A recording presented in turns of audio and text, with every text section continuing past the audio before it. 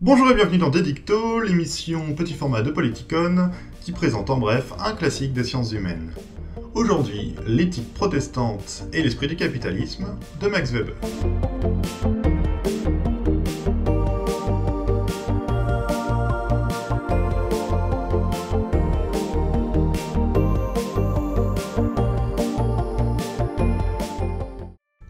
Max Weber est un sociologue allemand né en 1863 et mort en 1920.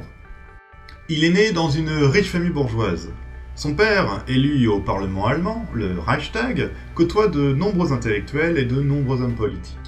Ce dont profite le jeune Weber, alors enfant solitaire plongé dans les livres. Plus tard, il entreprend des études de droit avant d'enseigner à la chaire d'économie politique de l'université de Fribourg. En 1898, il est atteint d'une grave dépression nerveuse. Cela le conduit à abandonner pour un temps sa carrière universitaire.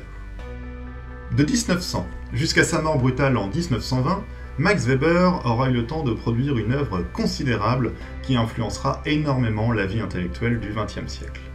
C'est l'un des fondateurs de la sociologie, avec le français Émile Durkheim, de la sociologie telle qu'on la définit aujourd'hui. Il est plus particulièrement l'initiateur de la sociologie dite compréhensive. Changement de chat.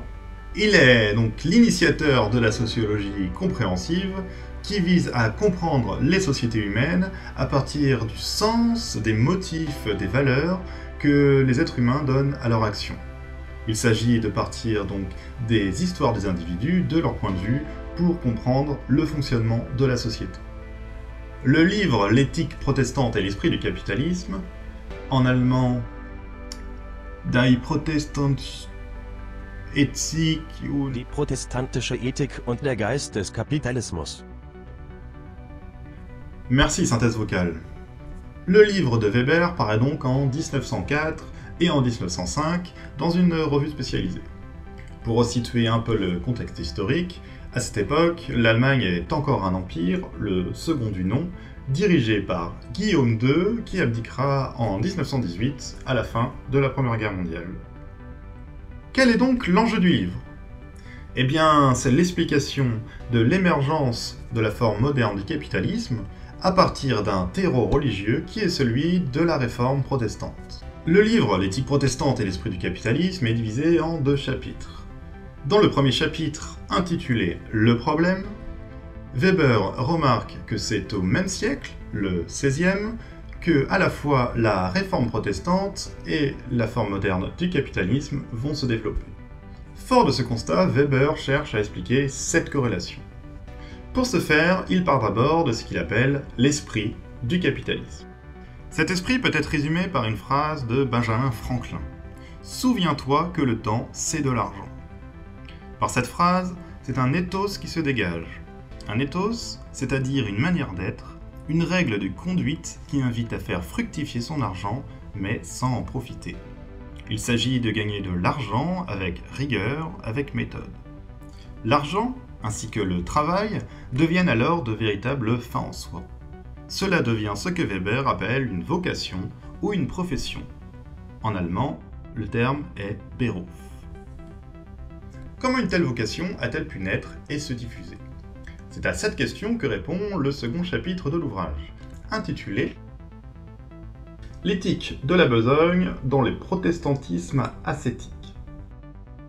Pour comprendre cette éthique de la besogne, il faut revenir à la réforme protestante et à sa naissance avec Martin Luther. Martin Luther initie la réforme protestante en affichant sur les portes de l'église de Wittenberg ses 95 thèses qui attaquent l'église catholique. Pour Luther, il faut accepter son destin et faire son devoir. Devoir qui se concrétise dans le travail. Telle est la volonté divine. Ce sens du devoir est accentué avec Calvin, théologien et autres grandes figures de la réforme protestante. Avec le calvinisme, le protestantisme devient particulièrement ascétique.